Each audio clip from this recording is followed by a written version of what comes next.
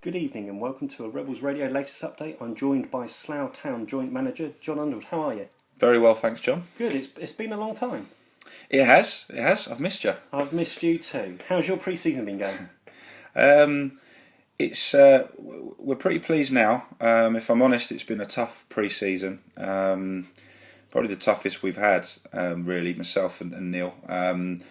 We were saying that actually beginning of the week. I mean, without going over and over the same boring stuff we've probably said in recent weeks and interviews, we have had a lot of injuries. You know, we picked up 6 injuries in a week at the start of pre-season when the friendlies kicked in, and it's just thrown us a bit because you need to have a certain number for friendlies, and you're waiting to see how injuries are going to clear up. And you know, we were quite happy with the squad. We spent most of the summer saying we were happy with the squad. We'd brought in a couple, but things have changed through pre-season. You know, we've picked up more injuries.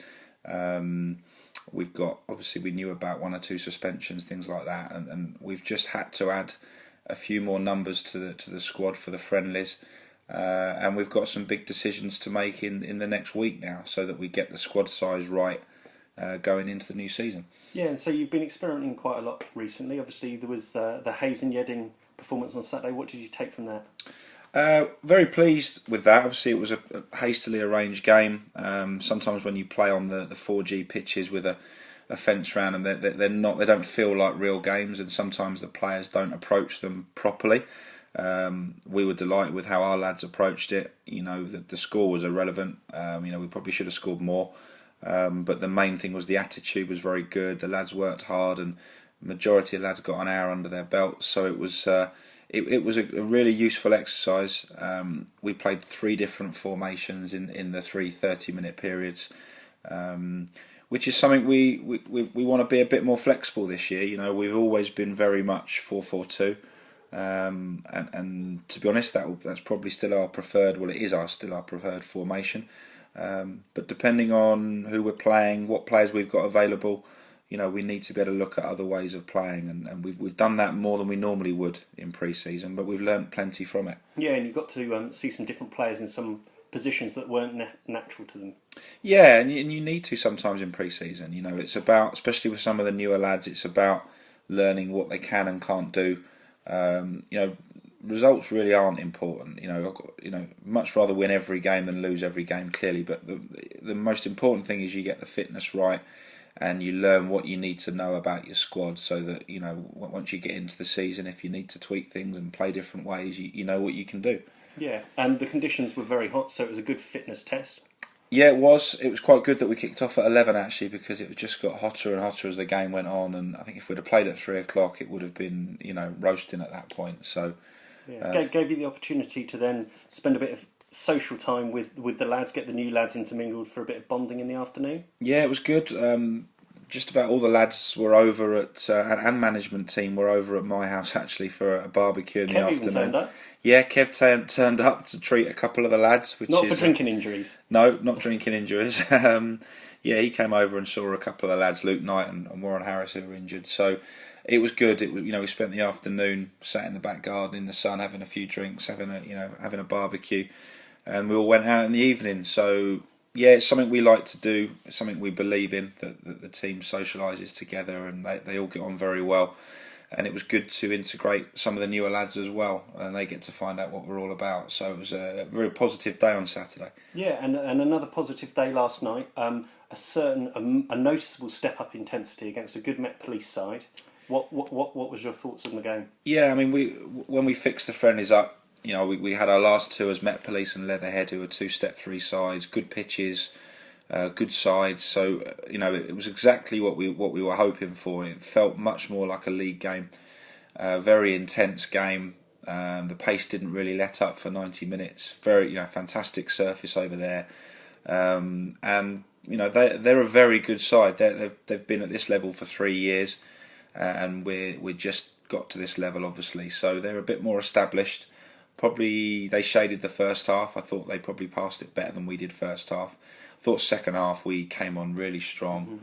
Hit the woodwork a number of times. Hit the woodwork twice. One cleared off the line, and I just thought we were never going to score. And you know, we'd have been happy with the performance, with a 1-0 defeat, to be honest. But we don't like losing games, so we were, doubly pleased that we got a goal. I think you were making that clear from the bench at some point. Yeah, and to us when we got one, we wanted to go and win it. We are competitive, but at the same time, we were just really pleased with the performance of all of them. From lads we've had for a few years down to lads who we were meeting for the first time. They all put in a really good shift. Who really impressed you? Who stood out? I think in particular, a lot of talk last night was two of the lads who were playing their third friendly for us, Alex Whittam and George Frith, who, that was their best performance for us, both of them last night. I thought they both did ever so well. Particularly in the closing stages, they came. Yeah, they got stronger as it went on. They both got 90 minutes, and I know there were a lot of comments about those two lads last night. I think they impressed a lot of people last night, and but not just them. All around the pitch, I thought we did well. Sometimes it's hard for the lads who are established players to have new faces coming along, play alongside them, and but everyone's attitude was spot on. I thought we played some really good stuff. We created chances.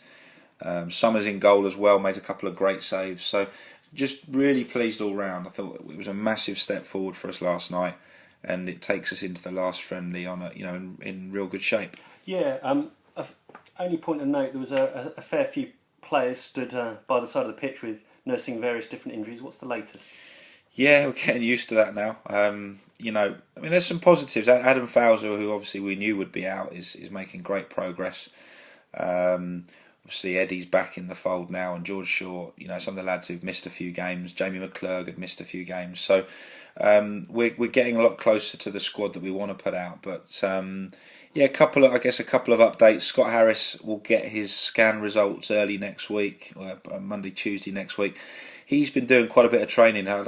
He's pretty confident the scan won't show anything, and if that's the case, he's got the all clear to step right up with the training, so that'll be good news. Warren Harris, not such good news. It's looking like we're going to have to get him an MRI scan, and all the signs are pointing towards a potential keyhole op, which once he's had that, you're talking 4 to 6 weeks. So we've got a plan for a couple of months without him, which he's our player of the year last year. He's so important to us, and that is a blow. It's one that we kind of, over the last week or so, we've probably thought that might be the case. He's not been responding to treatment, so it is a blow. But we've got a strong group of players, and we'll manage without him, and it will be like a new signing when he comes back. So that's what it's looking like. That's what it's looking like at the moment. We'll know more in the next week, but that's what it's looking like. And what news do you have? Do you have any news on players that are going to sign, players not going to sign? Or obviously we've had Gary McDonald, sadly left, but how close to your chest are the cards at the moment? Well, we're not going to announce anything just yet. I mean, I think we're going to get the last friendly out of the way. We're hoping the lads that were trialists, if you like, as they get known as, but that's not a nice word to use. They're good footballers who we've invited down and who are trying to force their way into the squad. And the lads that fall into that bracket from last night, we expect to be with us again Saturday, and we'll then make final decisions on the squad. And I think what we'll probably do is make an announcement, probably Sunday, Monday, around what the makeup of the squad's going to look like. And but we've got some good options, which is great. We've got some good options. Obviously, Gary McDonald has left us. That was just bad timing, really. He was thoroughly enjoying being with us. He'd fitted in really well. He's got a chance to go to Hayes and Yeading, where he can get some coaching experience. I think they're going to help him get through his badges and things that we can't really offer him at this stage. And that's something he's looking to go into possibly next season. So it was the right decision for him, and we wish him well. Obviously, leaves us a little bit light defensively, and that's something we need to just look at. But we've got some very good options in the squad. So overall, we're very happy with where we are. Will you be looking to take anyone on any kind of dual registration? Are you partnering up with any other clubs? Well, that is an option. Myself and Bakes have got good relationships with kind of Conference South clubs, and we have spoken to a few managers, and there's potentially a few options there. That's the difficult bit, is just what do you go for? Do you try and bring a couple in on a short-term basis, or do you sign a couple long-term? And then all of a sudden your injured players are all back, and it's a bit of a juggling act, and it's one that we're not rushing into. We want to get it right, and we're confident we will get it right, and it's just we'll get Leatherhead out of the way.